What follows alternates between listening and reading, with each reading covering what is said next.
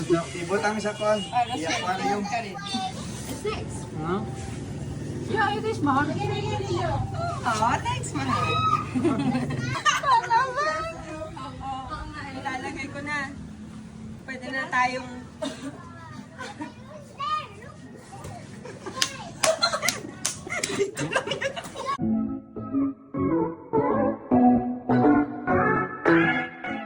Andy Eigenman, pagpasok pa lamang ng taon ay pinagplanuhan na ang gagawin sa asawang si Fillmore Alipayo. Nakipagkuntsabahan nga itong si Andy sa kanyang kapatid na si Stevie Eigenman at sa anak na si Ate Ellie.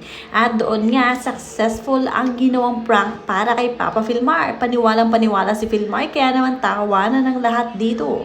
Panoorin at kung hindi pa nakasubscribe, don't forget to click subscribe and hit the notification bell to keep you updated.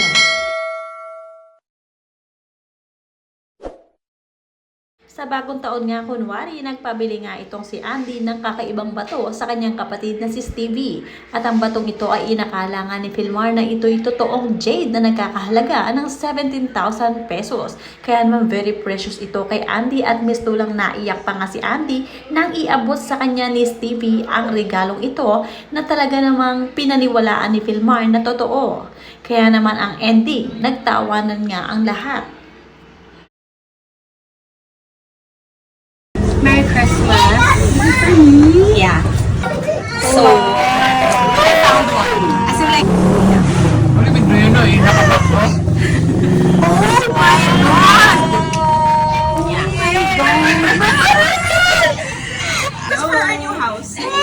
No. As in, mahal, like, I wanna put it like, sa coffee. Pakita ko nga. Iyak na yan. Iyak ako eh! Iyak, ang dami. Oh my God!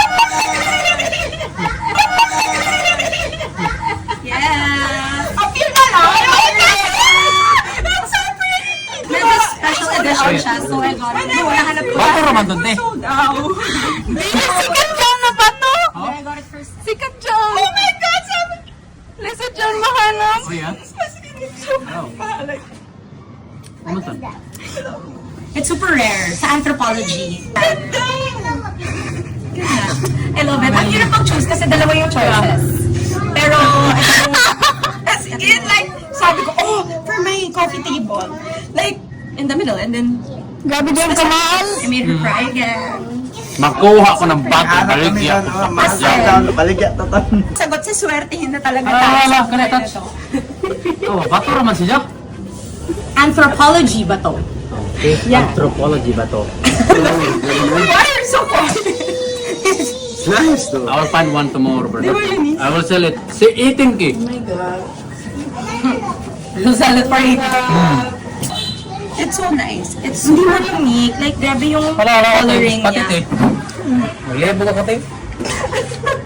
Magkuha ko dito, parehas, ano? Tingin ko. Sa kanita, magkuha ko niya, anthropology, dali. Ano nga ni, pero real dito, kuno, dili mahanap dili. Makadin. Ano pa dito sa likod? Dali, mahanap. Iya John. Ang ganda. Okay. Well, here you go. Merry Christmas. Bakit mo ginala? Parang hindi ka siguro. Darn na. Lalakin mo yan. Welcome. You're very, very welcome. I'm jealous of ibot ang sa kon. Iya pa na yung. It's nice. Huh? Yeah, it is, mahal. Oh, thanks, mahal. Ilalagay ko na. Pwede na tayong...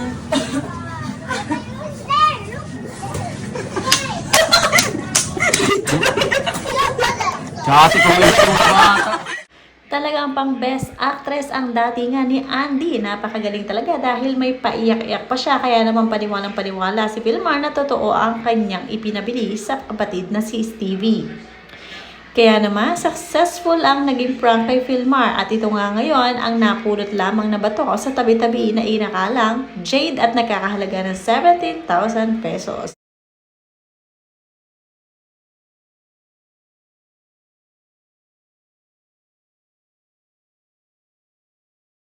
At matapos nga ang kanilang prank ay talagang abalang-abala itong si Andy na nag-prepare ng kanilang salo-salo sa pagsalubong ng bagong taon sa mismong bahay nila ni Filmar sa isla ng Siargao. Doon nga ay napakasaya ng pamilya, napakasimple lamang pero talagang ganito ang parang essence ng Pasko noong mga panahon pa ng 90s. Talaga namang simple ang kanilang pamilya, no gadget. At syempre, kwentuhan ang pinakamahalaga sa kanila at sama-samang kumakain sabay-sabay. Kaya naman, perfect ang bagong taon ni Andy ngayon. Kompleto ang kanyang pamilya plus nadagdag pa ang kanyang kapatid na si Stevie na pinili na doon mag-celebrate sa kanya sa kapiling nila kasama si Ellie sa isla ng Siargao. Iba talaga yung pagmamahal ni Stevie Eigenman sa kapatid na si Andy Eigenman. Kaya naman kahit na malayo ito at galing pa ng Manila, minabuti niya na umuwi ng isla ng Siargao at doon nga mag-spend ng Christmas at bagong taon together kasama ang kanyang mga naggagandahang pamangkin.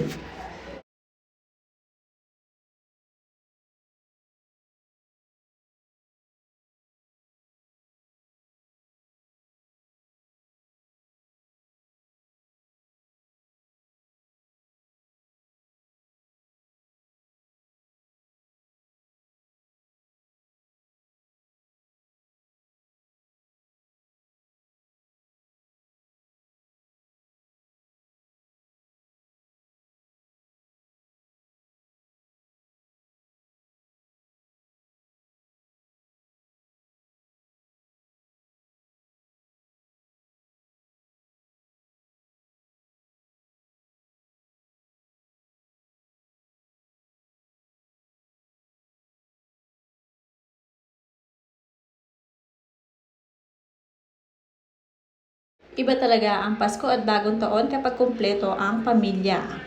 Ganito sana lagi, kasaya ang pamilya ni Andy, napakasimple, tahimik at syempre mahal na mahal nga sila ni Filmar. Malaki kasi ang ipinagbago ni Filmar simula noong na-issue nga siya sa ibang babae pero ngayon ay hindi na sila nagkakaproblema ni Andy kaya naman ipinagpapasalamat niya ngayon sa Panginoon na ganito sila kasaya. Medyo na-challenge talaga sila nitong taong 2025 at ngayong 2026 ay pipiliting mas maging better version ng kanilang mga sarili.